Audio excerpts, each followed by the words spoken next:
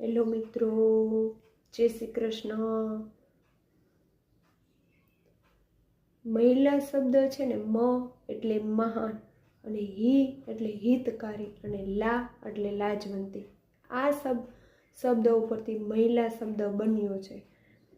અને મહિલા છે એ ભગવાન પણ મહિલાને, સ્ત્રીને એટલે કે સ્ત્રીને શક્તિશાળી માને છે। કારણ કે સ્ત્રી છે એ કાંઈ પણ વિચારે, ધારે, એ બધું એ પોતે અમલ કરી શકે છે, અને બધી પોતે પહોંચી પણ વળી શકે છે।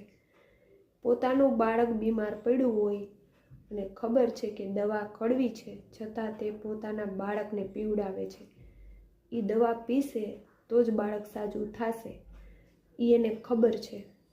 એટલા માટે એમાં એનું હિત છુપાયેલું છે। એટલે સ્ત્રી છે એટલી સહજ બની જાય છે। પોતે સાસરે આવે છે, કોઈ પણ વ્યક્તિને ઓળખતી નથી, છતાંય એ બધાને પારકાને પોતાના કરી લે છે।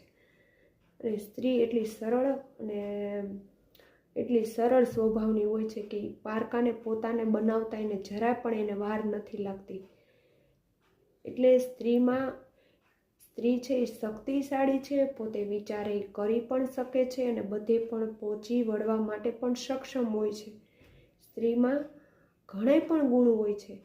એટલે ભગવાન પણ સ્ત્રીને એક નારી અને નારીમાં એક શક્તિશાળી સ્ત્રી તરીકે જુએ છે।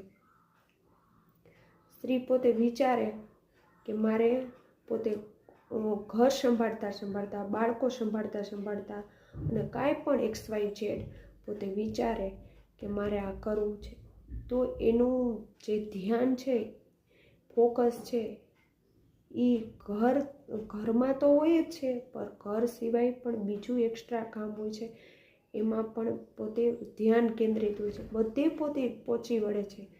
એક સાઈડ પોતાના બાળકને તૈયાર કરવું હોય, બીજી સાઈડ કુકરની સીટી વાગતી હોય, બધુંય એનું ધ્યાન બધે કેન્દ્રિત હોય છે। એટલા માટે સ્ત્રી છે એને આપણે મહાન પણ ગણવામાં આવે છે। આ વિડીયો જો તમને મારા વર્ડ્સ છે, તમને આ થોટ ગમ્યો હોય તો આ વિડીયોને લાઈક, શેર અને સબસ્ક્રાઈબ કરવાનું ભૂલતા નહીં, અને તમારા મિત્રો સાથે શેર કરશો વિડીયો। તમારી પ્રેરણાથી ને આ વિડીયો આગળ વધશે। Thank you.